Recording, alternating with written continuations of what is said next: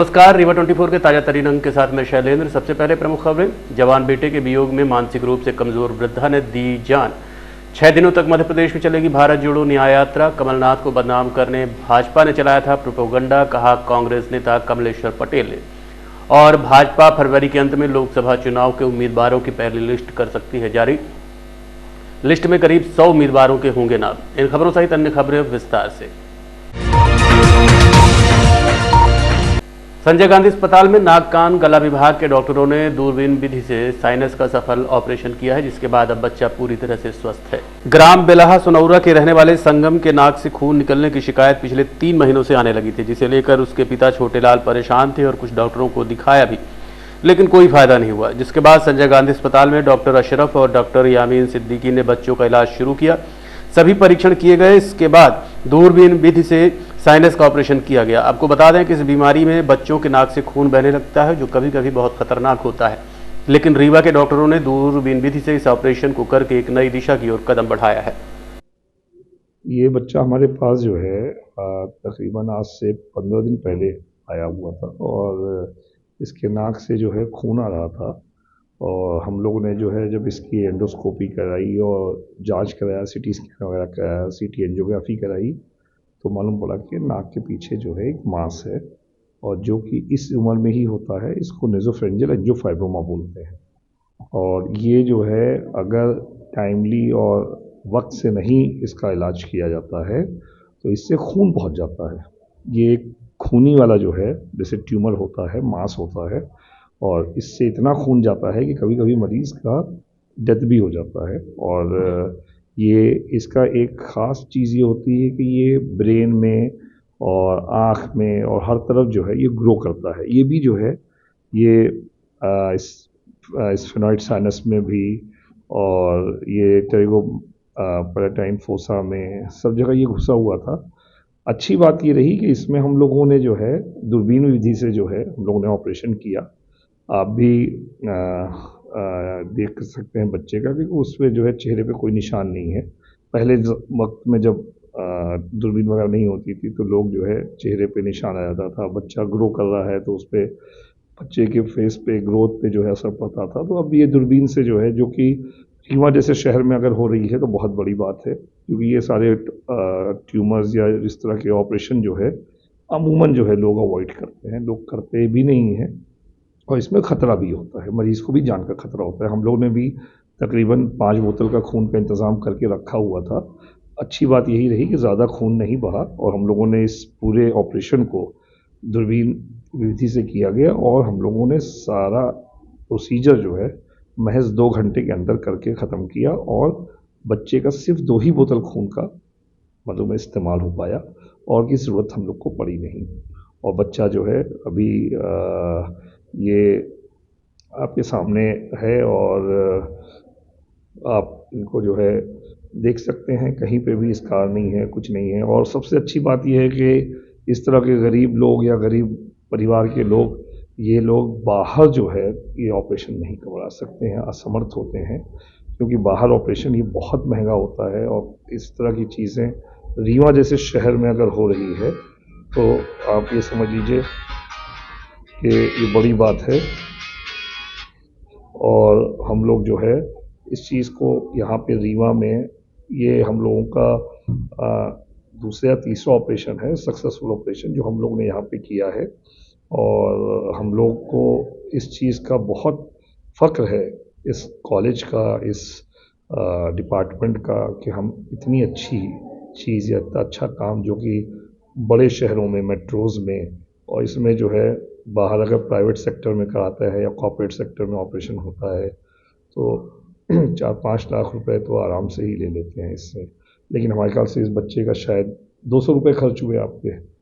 200 रुपये की फ़ीस जो होती है, जो सरकारी फ़ीस होती है, जो रसीद कटती है, वो लगी है। और तो आप देख ही रहे हैं कि एकदम बच्चा फिट फाट है।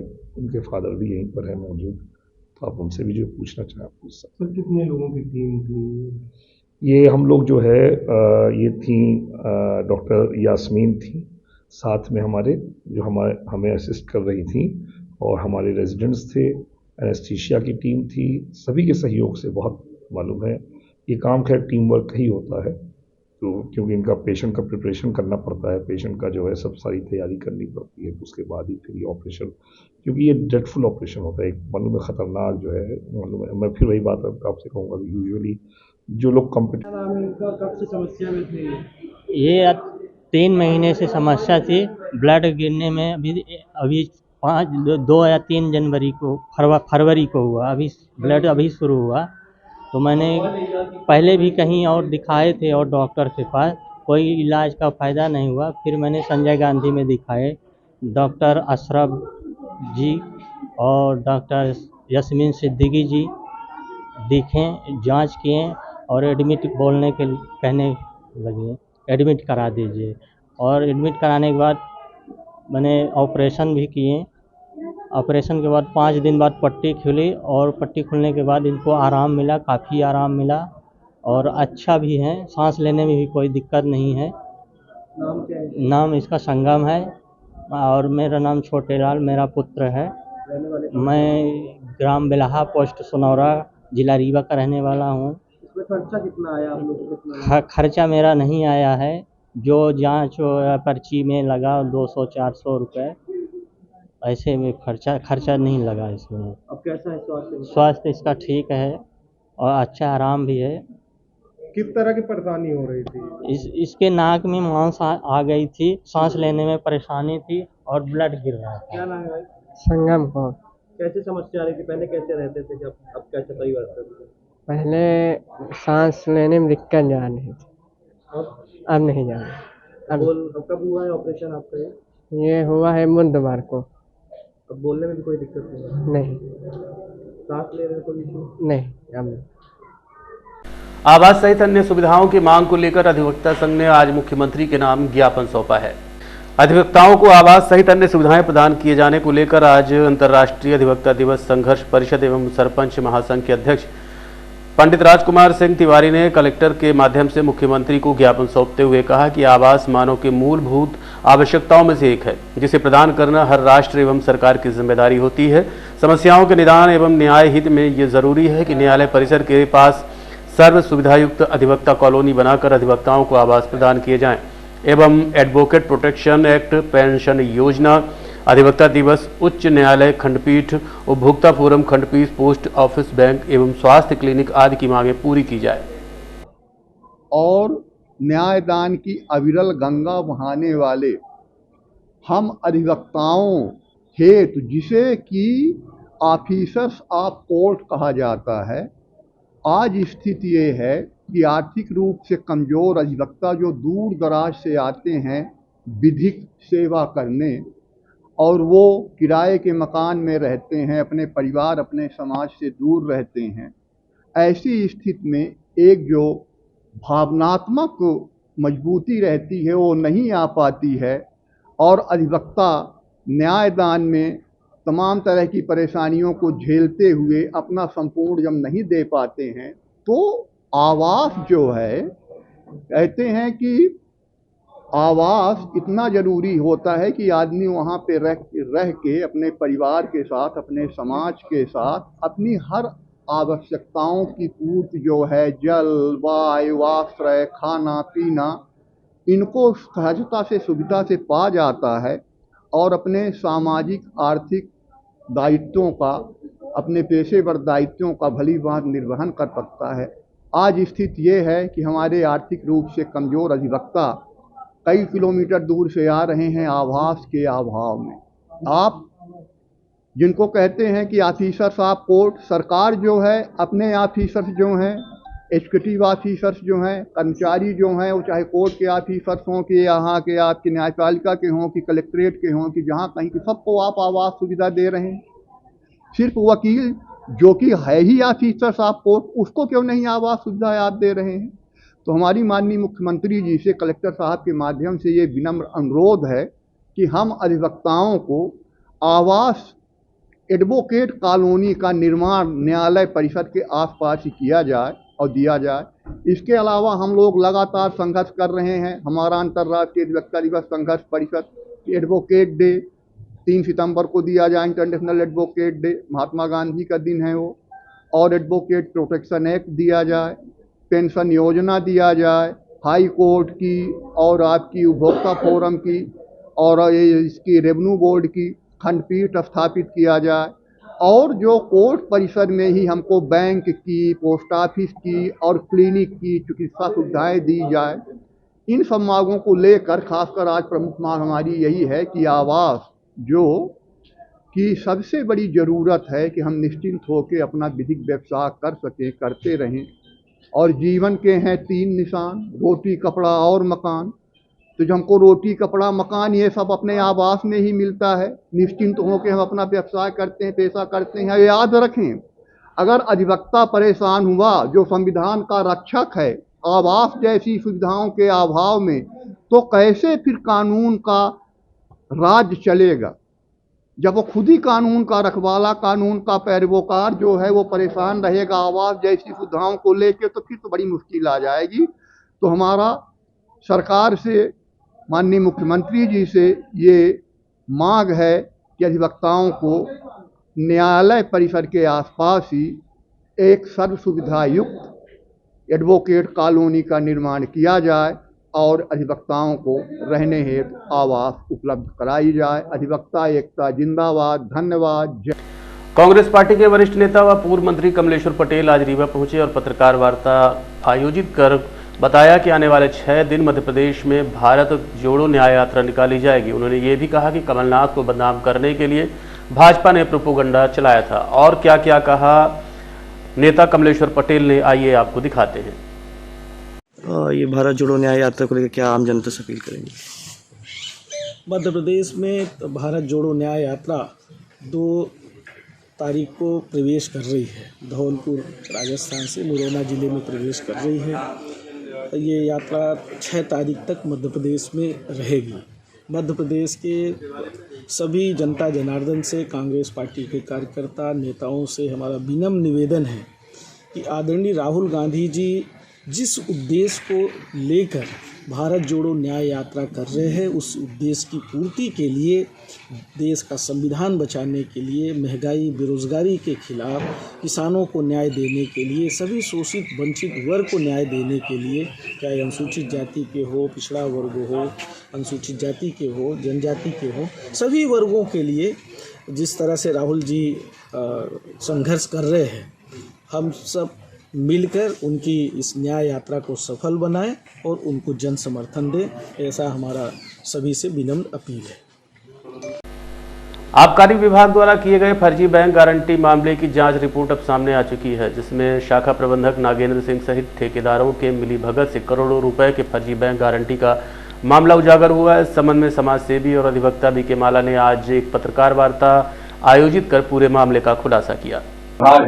इसकी हमेशा से कई बार शिकायतें हुई, मिली भगत होती है। क्या मानते हैं कि इनके ऊपर भी कार्रवाई होगी या फिर ठंडे बस्ते में? देखिए, बड़ा साफ सा मामला है कि रीवा जिले में जो ये भ्रष्टाचार तो हुआ है, इसमें निश्चित तौर से जिला आबकारी अधिकारी का बार बार ये कहना था फर्जी शब्द नहीं लिखा है। इस बार आपके सामने ये फर्जी शब्द प्रमाणित है, ये फर्जी बैंक गारंटी शब्द है, मैंने नहीं लिखा।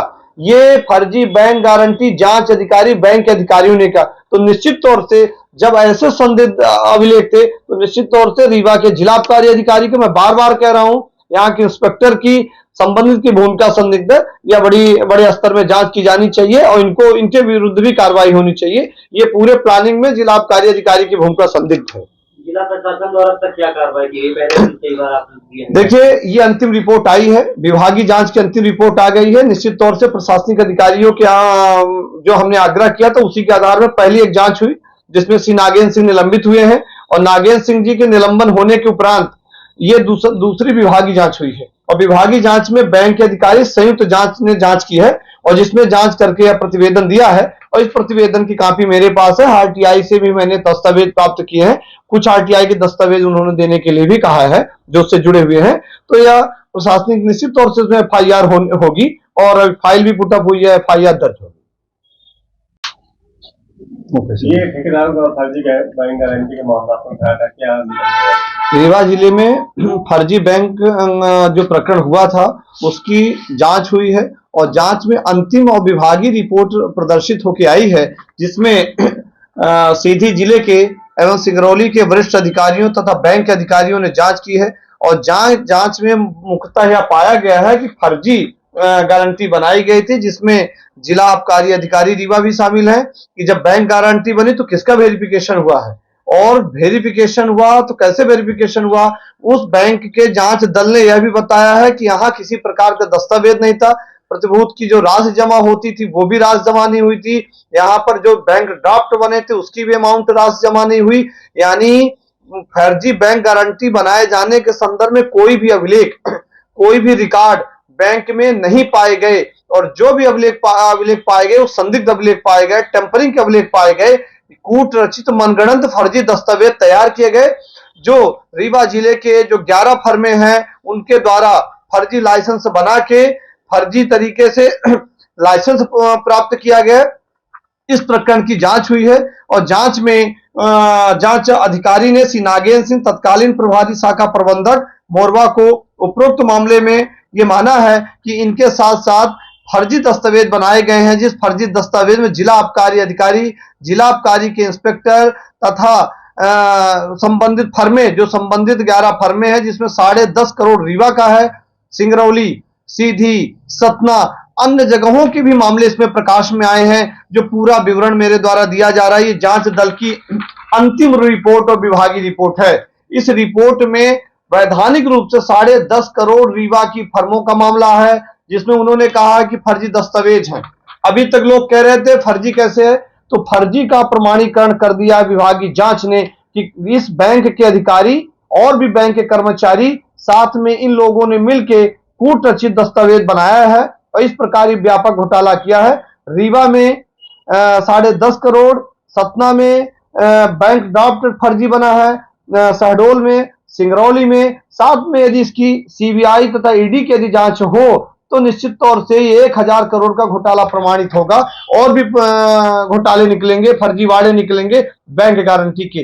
पर रीवा का जो फर्जी बैंक गारंटी मामला था जो सिद्ध हो गया है, प्रमाणित हो गया है, किस प्रकार के फर्जी दस्तावेज बनाए हैं, जो बैंक के अधिकारियों ने जांच की है, जांच की पुष्टि हो गई है, पुष्टि की विभागीय रिपोर्ट आई है। जो रिपोर्ट आपके सामने आज मैं दे रहा हूं, ये संयुक्त जांच हुई है। जांच में संयुक्त रूप से राशि, कागज, जो भी अभिलेख संलग्न नहीं थे उनके पूरे दस्तावेज के रिकॉर्ड इसमें उपलब्ध कराए गए। क्या इसके पूर्व भी मानते हैं कि इस तरह की घोटालेबाजी होती रही हो? निश्चित तौर से जब आज वर्तमान में ऐसी स्थितियां हैं, जब ऑनलाइन का जमाना है, टेक्निकल जमाना है, तो जब इस प्रकार का व्यापक भ्रष्टाचार हुआ है तो इसके पहले सुनियोजित तरीके से पिछली एक सामान की बैंक गारंटी लगी थी, तो निश्चित तौर से इसके पहले भी कोई गारंटियां लगी रही होंगी, तो इसकी स्पेशल जांच कमेटी होनी चाहिए। यहां तक कि मेरी मांग भी है कि यह जांच दल ने जांच कर दिया है, जांच प्रमाणित पाई गई है, तो इसकी सीबीआई जांच होनी चाहिए। ऐसे लोगों को ब्लैक लिस्टेड किया जाना चाहिए, इनके खिलाफ आपराधिक प्रकरण पंजीबद्ध किया जाना चाहिए, ताकि भविष्य में ये लाइसेंसधारी कभी भी आवेदन न कर सके, कभी इनका नवीनीकरण हो सके और इनको ब्लैक लिस्टेड तथा ईडी, सीबीआई की कमेटी जांच करनी चाहिए, उनके खिलाफ कार्रवाई होनी चाहिए। जवान बेटे की मौत के गम में बुजुर्ग महिला ने अपने ही हाथों से अपने जीवन लीला समाप्त कर ली। मृतका के नाती नीलेश सिंह चौहान ने बताया कि उनकी नाती का जवान बेटा जो लगभग 25 से 26 साल का था, लगभग 1.5 साल पहले उसका निधन हो गया था, जिस वजह से वो अक्सर परेशान रहती थी और उनका मानसिक संतुलन भी बिगड़ गया था।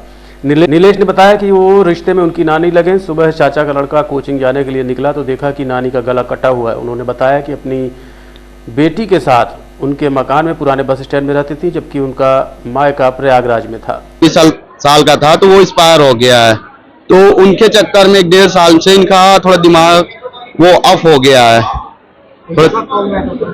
उनकी सब लड़कियों को शादी हो गया है, वो अकेले रहती थी, तो चाची जो हमारी उनकी ना वो मम्मी है, तो यहाँ ले आई दवा कराने के लिए उनका दिमाग का। घर में भी कोई नहीं रहता, वो अकेली है, लड़का एक ही था, तो वो एक्सपायर हो गया है। कहाँ पे घर है इनका प्रयागराज में घर है। घटना हुआ है पुराना बस स्टैंड जयस्तंभ चौराहा छोटी पुल के पास। बीजेपी फरवरी माह के अंत तक लोकसभा चुनाव के लिए कैंडिडेट्स की पहली सूची जारी कर सकती है। सूत्रों के हवाले से पता चला है कि इस लिस्ट में करीब 100 उम्मीदवारों के नाम होंगे। आपको बता दें कि इसी कड़ी में आज मध्य प्रदेश शासन के मंत्री तुलसी सिलावट रीवा पहुंचे, जहां पर भाजपा कार्यालय अटल कुंज में लोकसभा चुनाव की रायशुमारी करने वालों से 121 चर्चा की जा रही है। जिसमें कई विधायक, पूर्व विधायक, अध्यक्ष सहित अन्य पदाधिकारी उपस्थित रहे। इस बार लोकसभा चुनाव 2024 में अप्रैल-मई के महीने में होना है। ऐसे में सभी पार्टियों ने तैयारियां तेज कर दी हैं, लेकिन बीजेपी उम्मीदवारों की पहले लिस्ट जारी करने से आगे निकल सकती है। ऐसा ही बीजेपी ने कुछ महीने पहले हुए 5 राज्यों के विधानसभा चुनाव में भी किया था। मध्य प्रदेश, राजस्थान, छत्तीसगढ़, तेलंगाना और मिजोरम के विधानसभा चुनाव में भी बीजेपी ने अपने प्रतिद्वंदियों से पहले उम्मीदवारों की घोषणा की थी।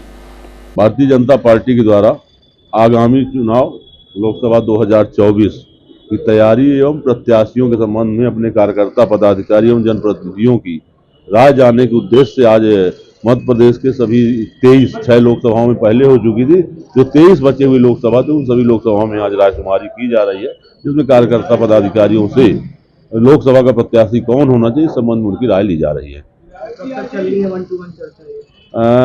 अपेक्षित श्रेणी के कार्यकर्ता पदाधिकारी बुलाए गए हैं। हमारे जिले के पदाधिकारी, मंडल के सभी अध्यक्ष, नगर पंचायत के अध्यक्ष, उपाध्यक्ष, जनपद के अध्यक्ष, उपाध्यक्ष, जिला पंचायत के अध्यक्ष, उपाध्यक्ष, विधायक, पूर्व विधायक, सांसद, इस तरह के अपेक्षित श्रेणी है। उन सभी से 1-to-1 चर्चा हो रही है और उनसे 3 नाम लिए जा रहे हैं। प्रक्रिया जैसे ही पूर्ण हो जाएगी, सबको हो जाएगा, प्रक्रिया समाप्त हो जाएगी।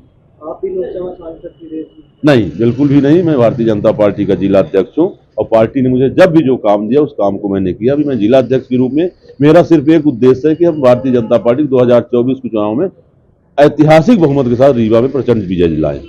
हमारी ली गई है। मध्य प्रदेश के कोषाध्यक्ष जी भी मेरे साथ हैं, हमारे अध्यक्ष भी हमारे साथ हैं। 105 लोगों से हमने चर्चा की और उनके जो विचार थे वो हमको उन्होंने दे दिए और निर्णय हाईकमान करेगा। मध्य प्रदेश में कांग्रेस की न्याय यात्रा आ रही है, क्या कहेंगे इस पर? आप जानते हैं अब की बार फिर से एक बार मोदी सरकार, ठीक है ना, 400 पार। देखते रहिए Rewa 24 news, city cable network. मिलते हैं छोटे से ब्रेक के बाद। Pentium point group of institutions, a key to success. जी हाँ, Pentium point group of institutions, जहां पर आपको मिलते हैं BA LLB 5 year full time programme, LLB 3 year full time programme, bar council of India से मान्यता प्राप्त हैं। MBA के 2 year full time programme AICTE new Delhi से मान्यता प्राप्त हैं। Pentium Point College of Pharmacy, T pharma 2 year full time program, PCI New Delhi द्वारा मान्यता प्राप्त। पेंटियम पॉइंट टेक्निकल कॉलेज में स्नातक व स्नातकोत्तर की सभी पाठ्यक्रम संचालित हैं, जिनमें प्रवेश प्रारंभ है। हमारा कॉलेज कोड है P500। याद रखिए, सामान्य वर्ग BPL कार्ड धारकों को शिक्षण शुल्क में छूट व SC ST OBC छात्रों को मध्य प्रदेश शासन की नियमानुसार छात्रवृत्ति। आप संपर्क कर सकते हैं हमारे हेड ऑफिस में, जो है हेडगेवार नगर, रेडियो कॉलोनी के सामने रीवा, और कॉलेज कैंपस में, जो है करहिया सिमरिया रोड और हरदी सिमरिया रोड रीवा में। अधिक जानकारी के लिए हमारे फोन नंबर पर संपर्क कर सकते हैं। हमारा फोन नंबर है 07662438035। मोबाइल नंबर पर भी संपर्क किया जा सकता है, जो है 9992084339। 420 सहित अन्य धाराओं में आरोपी मनोज कुशवाहा को नवम एवं अतिरिक्त सत्र न्यायाधीश देवेंद्र सिंह पाल ने 5 वर्ष के सश्रम कारावास और जुर्माना अदा न करने पर 1 माह का अतिरिक्त सश्रम कारावास करने की सजा सुनाई है। क्या है पूरा मामला, बता रहे हैं अतिरिक्त लोक अभियोजक शासकीय अधिवक्ता DN मिश्र।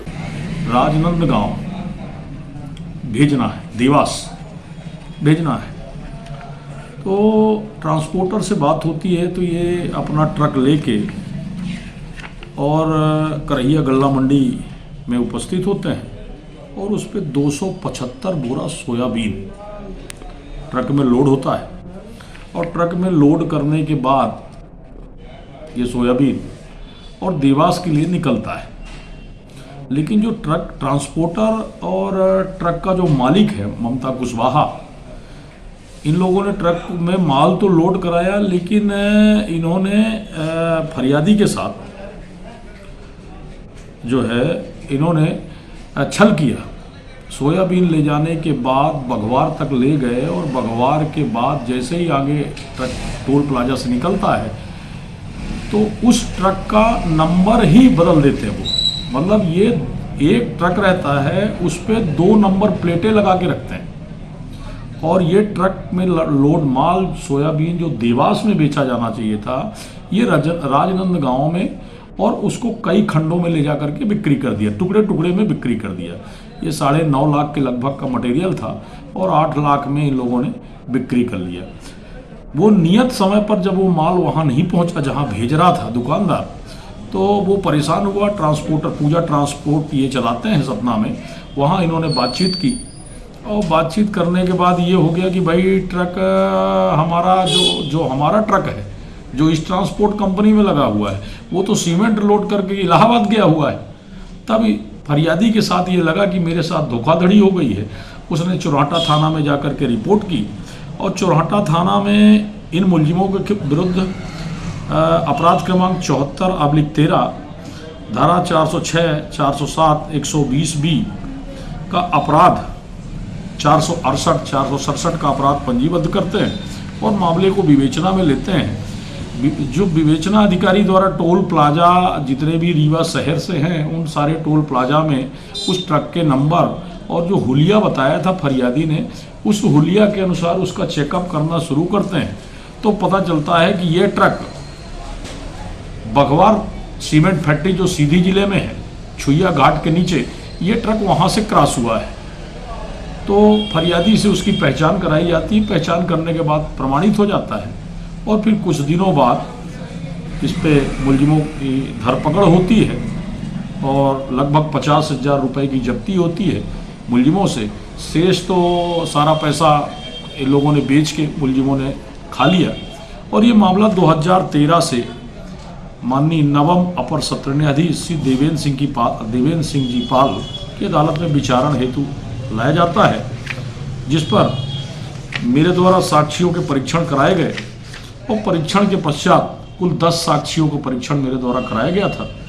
परीक्षण के पश्चात न्यायालय ने दोषी माना, 3 लोगों को दोषी माना और इसमें अभय जायसवाल, दूसरा है